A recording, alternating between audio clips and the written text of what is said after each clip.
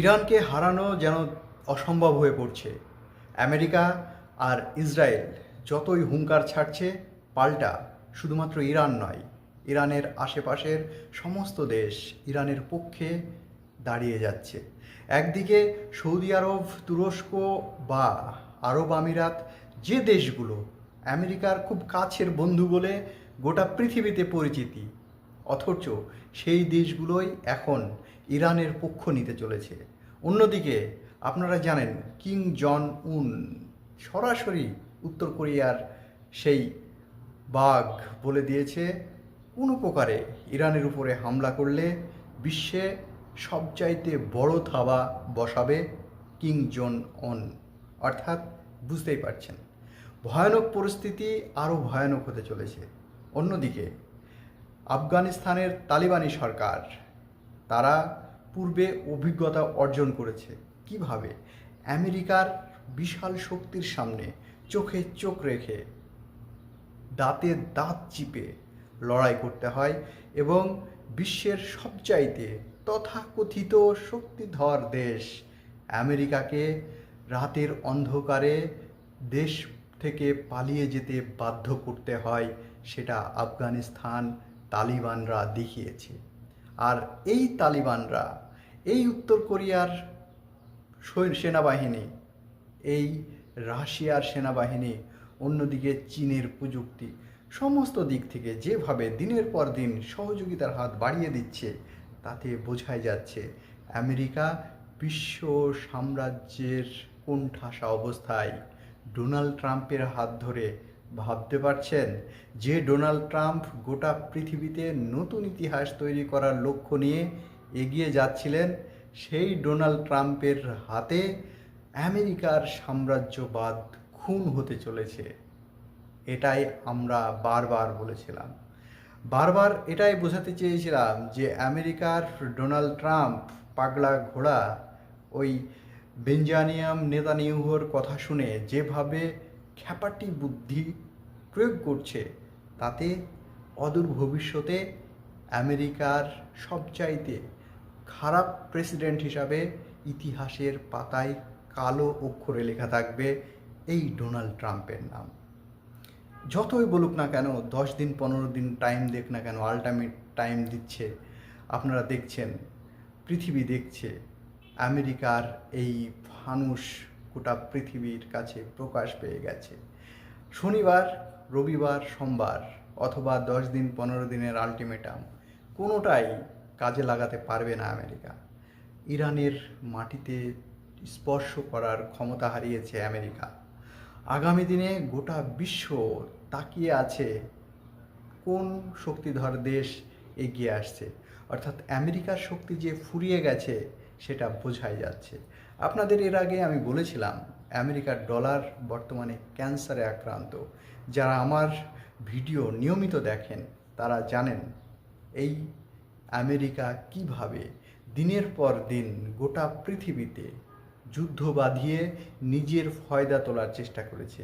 ঠিক ডিভাইডেশন রুলস যেভাবে দীর্ঘদিন ব্রিটেন কাজে লাগিয়ে গোটা পৃথিবী একসময় শাসন করেছিল, ব্রিটিশ সাম্রাজ্য চালিয়েছিল, সেই ব্রিটিশ সাম্রাজ্যের ডিভাইডেশন রুলস কাজে লাগিয়েই তারা একই প্রক্রিয়াতে গোটা পৃথিবীকে শাসন কার্য চালিয়ে যাচ্ছে আমেরিকা নামক সাম্রাজ্যবাদ। বুঝে গেছে গোটা পৃথিবীর প্রত্যেকটা দেশ, এমনকি সৌদি আরব, আমিরাত বা কুয়েত, দুবাই, প্রত্যেকটা দেশ বুঝে গেছে। কেননা তারা বুঝতে পেরেছে আমেরিকা এই পেট্রোল ডলার, অর্থাৎ আমাদের দেশ থেকে পেট্রোল নিচ্ছে আর ডলার পরিবর্তে দিচ্ছে, এটাই একমাত্র আমেরিকার টিকে থাকার রাস্তা, টিকে থাকার জায়গা। তাই আমেরিকা আর টিকে থাকতে পারবে না। আমেরিকা যতই বোঝাক না কেন, ডলারের মধ্যস্থতার মধ্য দিয়ে সমস্ত পৃথিবীতে ব্যবসা হোক, চীন, ভারত, রাশিয়া এবং যে দেশগুলো আছে এই রকমের, বিশেষ করে যারা ব্রিক্সভুক্ত দেশগুলো আছে, তারা বুঝিয়ে দিয়েছে যে ডলার বাদ দিয়েও ব্যবসা করা যায়। ইরান দেখিয়ে দিয়েছে হাজার হাজার ট্যারিফের বোঝা মাথায় নিয়েও আমেরিকার চোখে চোখ রেখে যদি কথা বলা যায়, পৃথিবী একদিন এই সাম্রাজ্যবাদীদের হাত থেকে মুক্ত পাবে। তাই তো মুক্ত পেতে চলেছে শুধুমাত্র ইরান বা রাশিয়া, চীন নয়, আমেরিকার সাম্রাজ্যবাদীর হাত থেকে গোটা মধ্য প্রাচ্য, আফ্রিকা মহাদেশ এবং ইউরোপিয়ান মহাদেশেরও বেশ কিছু দেশ। যদিও ইউরোপিয়ান মহাদেশের ইউরোপিয়ান মানুষগুলো মনে করে যে ডোনাল্ড ট্রাম্প বেঁচে থাকলে তবেই আমাদের ইকোনমি সিস্টেমটা বেঁচে থাকবে, আপনারা খুব ভালো করেই জানেন। অতএব এই মুহূর্তে দাঁড়িয়ে আমরা খুব ভালো করে দেখতে পাচ্ছি দিনের পর দিন যখন তালিবানিরা কিভাবে আমেরিকার বিরুদ্ধে যুদ্ধ ঘোষণা করে তাদেরকে অস্ত্রহীন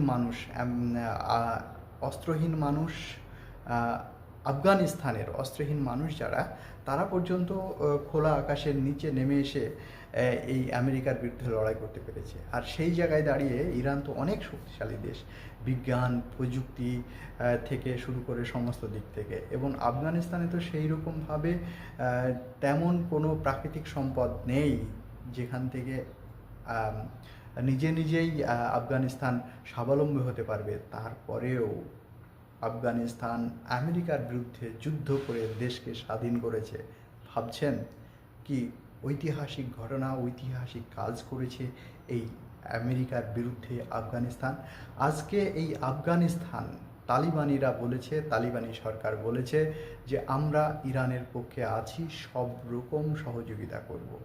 এতদিন পর্যন্ত শিয়া এবং সুন্নি ভাবে দুই ভাগে বিভক্ত করে গোটা পৃথিবীতে মুসলিমদের ডিভাইডেশন করে রেখেছিল।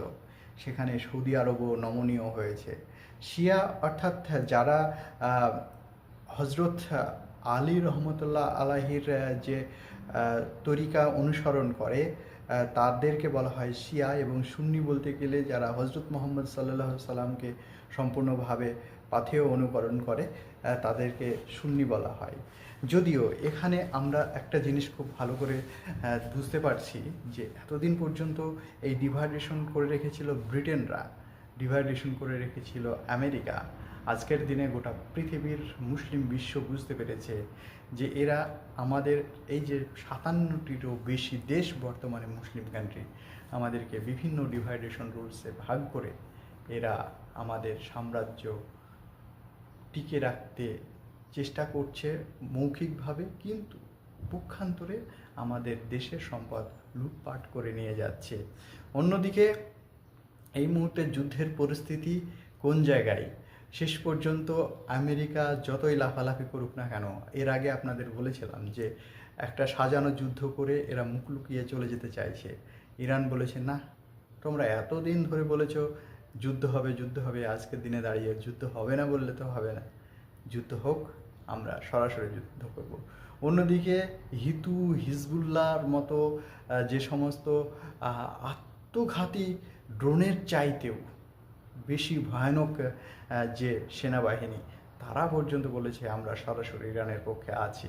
অতএব যুদ্ধ কথা বললেই হবে না, যুদ্ধের পরিবেশ নিয়ে আসার জন্য আমেরিকা যতই চেষ্টা করুক না কেন, ইউএসএস আব্রাহাম লিঙ্কন বা জেরাল্ড আরফোর্ড, এই যে যুদ্ধ রণতরীগুলো, এগুলো যে সেকেলে হয়ে গেছে, তারা ভুল করেও যদি একবার ইরানের মাটিতে আঘাত করলেই গোটা পৃথিবী দেখতে পাবে। আর আয়াতুল্লাহ আলী খামেনি সুন্দর করে বলে দিয়েছেন যে সংখ্যায় বেশি বা আয়তনে বড় মানেই যে সেটা ধ্বংস করা যাবে না বা সেটাই জিতবে এমনটি নয়। আমরা যেটাকে নিয়ে এত পাওয়ার, এত ক্ষমতা দেখাচ্ছে, সেটা সমুদ্রের অতুল জলতলে তলিয়ে দেওয়ার ক্ষমতা আমরা রাখি। আর সত্যিই যদি এটা হয়, তাহলে আমেরিকার সাম্রাজ্যবাদ কী হবে? আমেরিকার সাম্রাজ্যবাদ যেখানে আফগানিস্তানই টিকতে পারেনি, সেখানে ইরানে কি করে টিকবে বন্ধু? প্রিয় দর্শক, যাই হোক, আপনাদের যে যুদ্ধের পরিস্থিতি, আমেরিকা লেজ গুটিয়ে পালিয়ে যেতে বাধ্য হবে, কারণ একদিকে আফগানিস্তানের তালিবানিরা, অন্যদিকে উত্তর কোরিয়ার কিম জং উন, চীন, রাশিয়া, আপনারা দেখছেন মধ্যপ্রাচ্যের প্রত্যেকটা দেশ, সেটা কাতার, কুয়েত বা সৌদি আরব আর আমিরাত, মিশর, প্রত্যেকটা দেশ কিন্তু এখন ইরানের পক্ষ নিচ্ছে। আর স্বাভাবিকভাবেই আমেরিকা আর তার সেই দোস্ত জানকি জিগার জারজ সন্তান বেঞ্জামিন নেতানিয়াহু ভাবছে যে আমরা যুদ্ধ করেই ফিরে যেতে পারবো। ইতিহাসের সবচাইতে বড় ভুল করবে যদি ইরানের মাটিতে আঘাত করে এই মুহূর্তে। প্রিয় দর্শক, আপনার কি মনে হয় আমেরিকা সত্যিই কি ইরানের মাটিতে আঘাত করার সাহস পাবে, নাকি তারা আরও সময় নেবে? অবশ্যই কমেন্ট করে জানাতে ভুলবেন না। এখনও পর্যন্ত যারা আমার ভিডিওতে লাইক কমেন্ট শেয়ার করেননি, তারা লাইক কমেন্ট শেয়ার করে পাশে থাকবেন। ধন্যবাদ।